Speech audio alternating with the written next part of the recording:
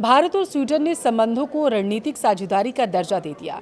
PM Modi रविवार को Sweden की यात्रा पर थे और इस दौरान पीएम मोदी को royal order of the polar star सम्मान से दिया गया, उन्हें नवाजा गया, सम्मानित किया गया।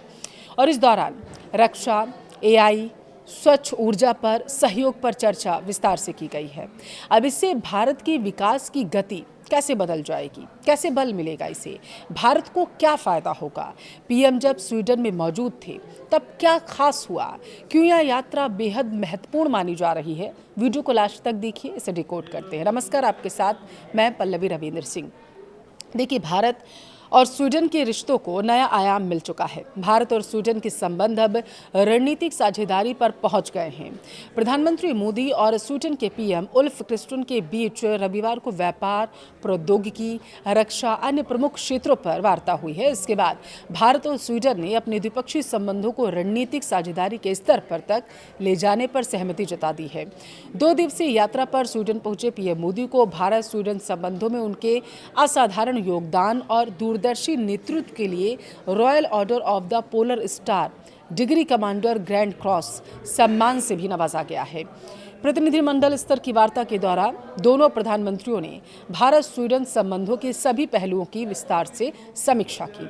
साथ ही द्विपक्षीय संबंधों को रणनीतिक साझेदारी के स्तर तक बढ़ाने पर जोर दिया गया, जिसे दोनों देशों के रिश्तों में एक उपलब्धि माना जा रहा है।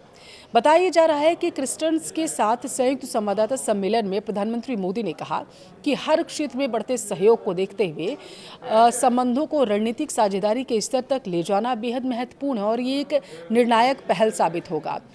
इस साझेदारी में उन्होंने कहा है कि स्वच्छ ऊर्जा विकल्पों को अपनाने, सुरक्षा, उभरती प्रौद्योगिकियों और लोगों के बीच संबंधों पर विशेष ध्यान देना जरूर रहेगा।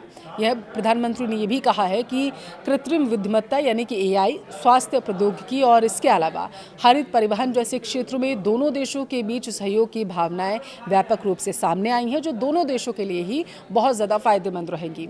पीएम मोदी ने क्रिस्टन्स और यूरोपीय आयोग की अध्यक्ष उर्सुला वोन डेर लेयन की उपस्थिति में कहा है कि भारत में आयोजित एआई इम्पैक्ट शिखर सम्मेलन में स्वीडन के प्रतिनिधिमंडल ने हिस्सा लिया था। हम स्वीडन भारत प्रौद्योगिकी और एआई कॉरिडोर पर काम करते रहेंगे। प्रधानमंत्री मोदी ने कहा है कि रक्षा क्षेत्र में भारत और स्वीडन के बीच सहयोग लगातार बढ़ता रहेगा। पीएम मोदी ने कहा कि भारत में स्वीडिश कंपनियों द्वारा उत्पादन इकाइयों की स्थापना इस बात का प्रमाण है कि हम केवल खरीदार विक्रेता संबंध से आगे निकलकर दीर्घकालिक औद्योगिकी साझेदारी की ओर लगातार बढ़ते जा रहे हैं। आपको मैं यहाँ पर बता दूं कि विदेश मंत्रालय के प्रवक्ता रणधीर जायसवाल ने बताया है कि दोनों प्रधानमंत्रियों ने व्यापार, निवेश, प्रौद्योगिकी, स्वच्छ ऊर्जा विकल्पों, आंतरिक उभरती प्रौद्योगिकी, रक्षा और इसके साथ साथ एमएसएमई, शोध और लोगों के बीच संपर्क जैसे क्षेत्रों में सहयोग बढ़ाने पर चर्चा की है। साल 2025 में भारत और स्वीडन के बीच द्विपक्षीय व्यापार पर 7.75 अरब अमेरिकी डॉलर तक पहुंच गया था। दोनों नेताओं ने क्षेत्रीय और वैश्विक मुद्दों पर विस्तार से चर्चा की थी। उन्होंने संयुक्त राष्ट्र और बहुपक्षीय संस्थाओं में सुधार की आवश्यकता पर भी जोर दिया।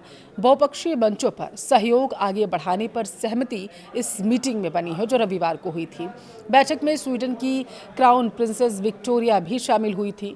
प्रधानमंत्री मोदी ने गर्मजोशी से स्वागत करने के लिए मेजबानों का आभार भी व्यक्त किया। स्वीडन के सम्राट गुस्ताफ को उनके 80वें जन्मदिन की शुभकामनाएं भी पीएम के जरिए दी गई। इसके अलावा पीएम मोदी ने मैस्क के चेयरमैन रॉबर्ट मैस्क उगला से भी मुलाकात की और भारत में बंदरगाह, अवसंरचना, आपूर्ति श्रृंखला, अन्य क्षेत्रों में निवेश की संभावनाओं पर विस्तार से चर्चा की गई। पीएम मोदी ने भारत में मैस्क को समुद्री आपूर्ति श्रृंखला, बंदरगाह, अवसंरचना में नए निवेश अवसरों का लाभ उठाने के लिए प्रोत्साहित किया है, आमंत्रित भी किया है।